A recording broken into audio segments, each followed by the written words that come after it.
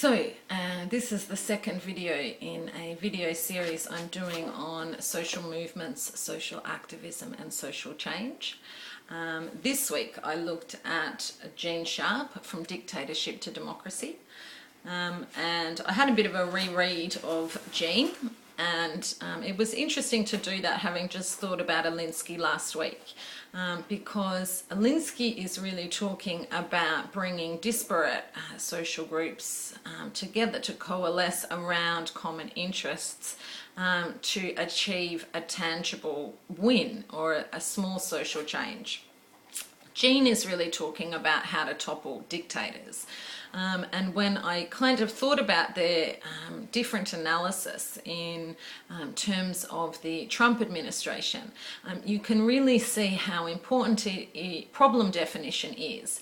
So for some people, Trump represents, a somewhat unexpected phenomenon thrown up by democracy, and for other people the Trump administration represents the early days of a fascist regime, and given that most theorists would recommend different responses to those two contexts, it becomes even more complex to try and correctly define situations as they unfold in real time in a very fraught environment.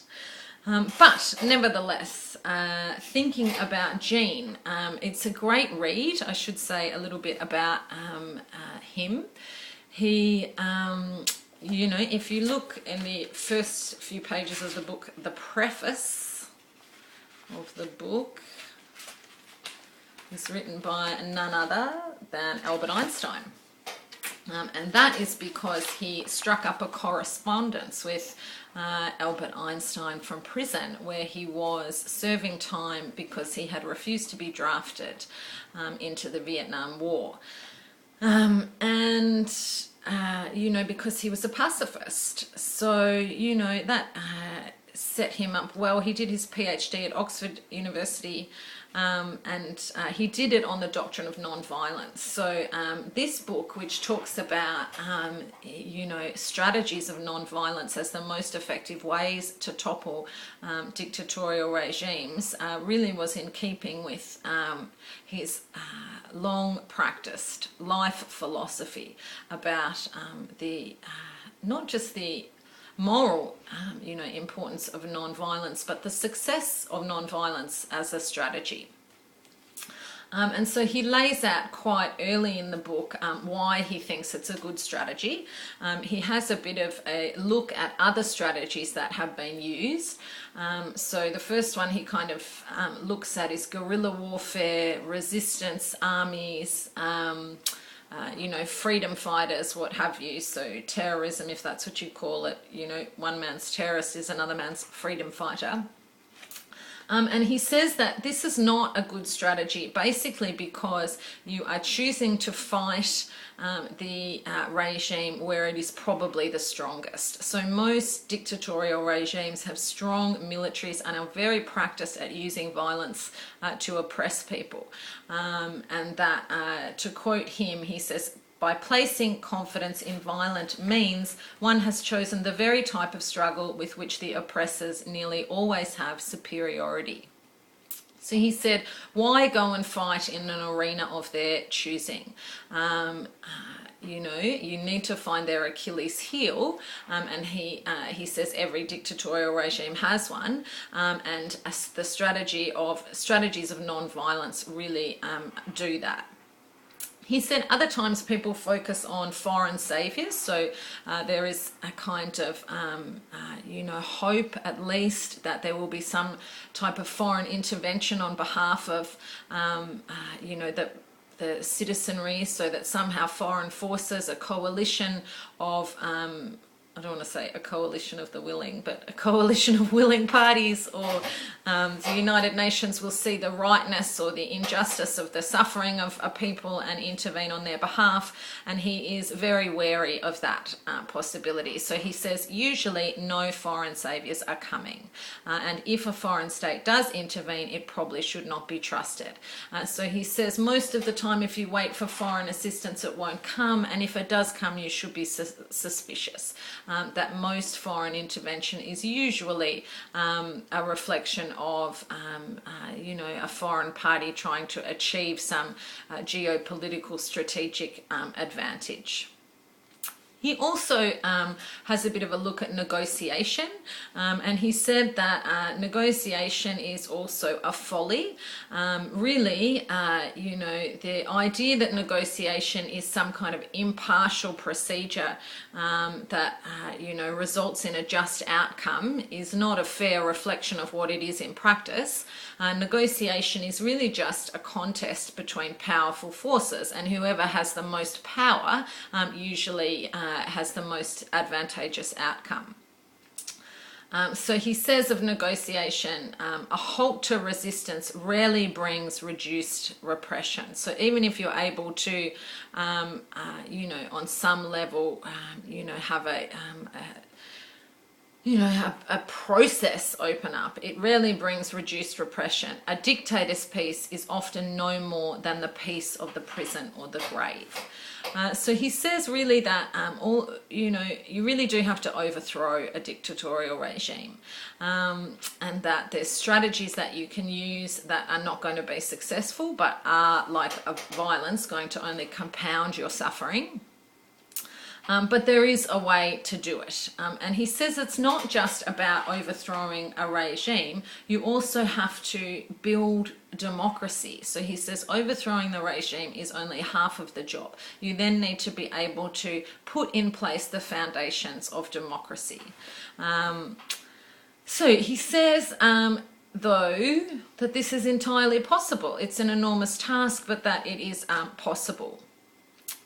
So that against a strong, self-reliant force, given wise strategy, disciplined and courageous action, and genuine strength, the dictatorship will eventually crumble.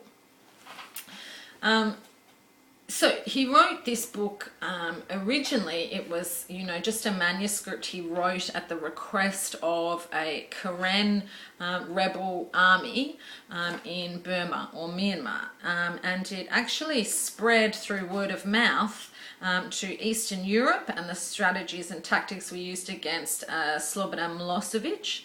And it was translated into Arabic by the Muslim Brotherhood and put on their website during the Arab Spring, particularly used in Egypt. So it has, spread because of the fact that many of the strategies used really work. And the undergirding theme of his strategy is political defiance. So he said the option that exists for people who want to organise to overthrow a regime and who want both peace and freedom is political defiance. And he calls it various things: non-violence, non-compliance, non-cooperation, or political defiance. And he, how does he say this works? He says essentially that a dictator or a dictatorial regime is able to maintain its position because it has able to centralize control of key institutions and social groups and resources within the society that legitimize it. And if you knock out these institutions or this control of the resources or social groups, essentially you're going to delegitimize the authority of the regime.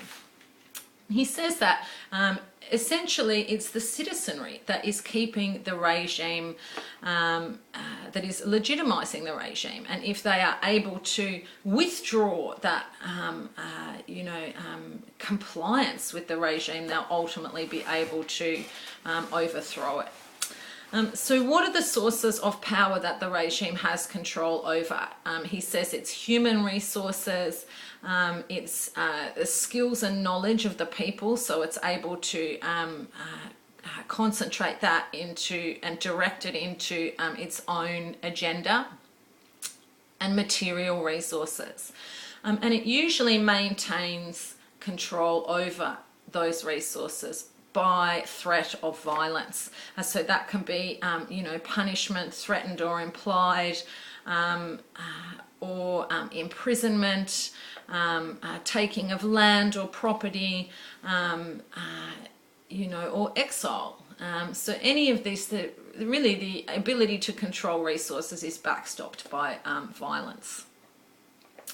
But he does say, to quote him, all of these sources depend on acceptance of the regime, on the submission and obedience of the population, and on cooperation of innumerable people and many institutions of the society, and these are not guaranteed. So when he talks about these many institutions and these social groups and the society, what specifically is he referring to? So he says quite early on in the book that one of the biggest problems, one of the greatest tools really that regimes use is they atomize people in the society. So they prevent people from coming together, and they prevent people from understanding that there might be a groundswell of resistance that is gathering momentum and growing. And he said that a society is made up of multiple non-governmental groups and institutions. Examples he gives are family and religious organisations, sports clubs, economic institutions, trade unions, political parties, human rights organisations, literary societies, so any church groups, any collection of people that you can imagine really is forming a part of the civic body. He says if you can get these people to understand that they are collectively in resistance, then you will be able to slowly build enough confidence and momentum in the polity for them to understand that they have the capacity to delegitimize the regime. So he says the conclusion is clear. Despite the appearances of strength, all dictatorships have weaknesses, internal efficiencies, personal rivalries, institutional efficiencies, and conflicts between organisations and departments. These weaknesses over time tend to make the regime less effective and more vulnerable to changing conditions. And he says that how you can expose those vulnerabilities and build momentum in a community to delegitimize a regime is through non-violent struggle. And there is a little bit of, non-violent struggle is often kind of romanticized as this kind of morally sacred or sanctified resistance effort because it's seen as non-violent, but it's not actually non-violent. It doesn't mean the absence of violence. It means the capacity to absorb violence. So Gandhi in particular understood that part of his strategy was to have the courage to absorb violence in public, because that would move an ambivalent population on the sidelines into your movement.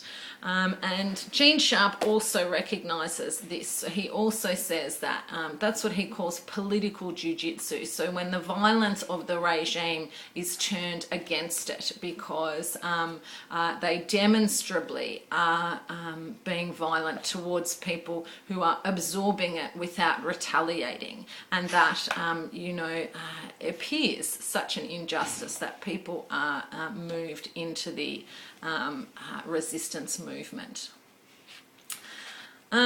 So he lists all of these at the back of the book, strategies. I think there's 189 or something. You can see them all. They are listing from boycotts to sit-ins, to public demonstrations, to strikes, you know, to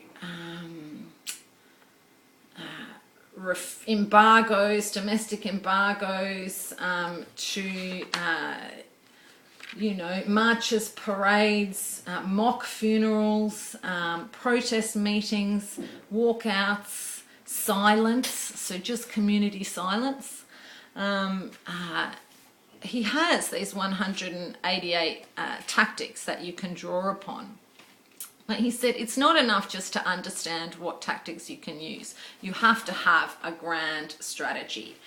You have to lay out what tactics, one after the other, that are organized, that people can be made aware of, that are disseminated broadly, so that people can gain momentum each time that they have a victory, and each time they see the regime weakening slightly, and gain confidence in you know, doing perhaps more and more daring things.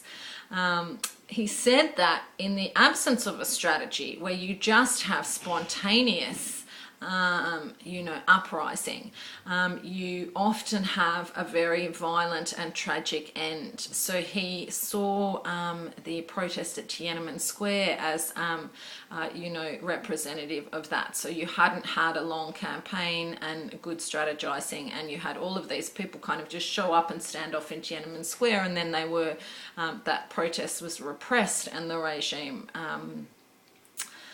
really benefited from that, because they were able to demonstrate to the polity that that is how any uprising would be responded to.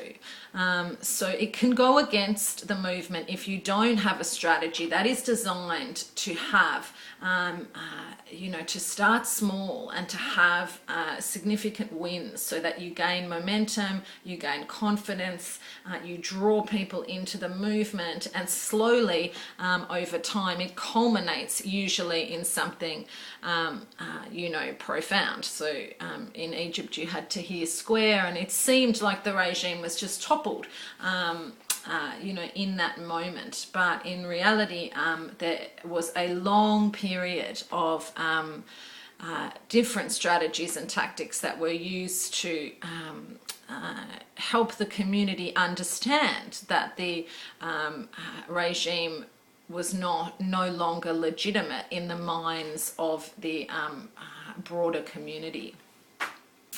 And he says the last thing as well is that you need to have, part of that strategy needs to be a plan for democracy.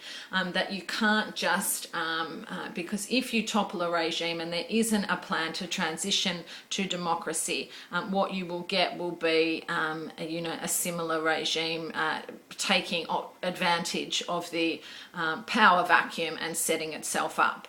And he said that really one of the best benefits of an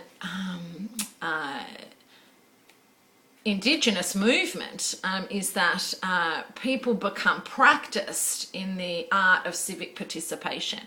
So the same people who are able to strategize and be part of the resistance movement and the movement that ultimately overthrows the regime are responsible for ensuring that it is replaced with democratic institutions.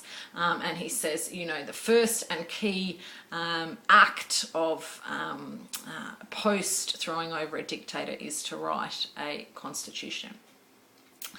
And he also, you know, says this is another reason why outside forces who come in to overthrow a dictator, you know, is really a folly, because then they, you know, impose a type of democracy which you know, usually fails because the people are not practiced in civic participation, and they are not invested in building a democracy that is authentic and has appropriate checks and balances.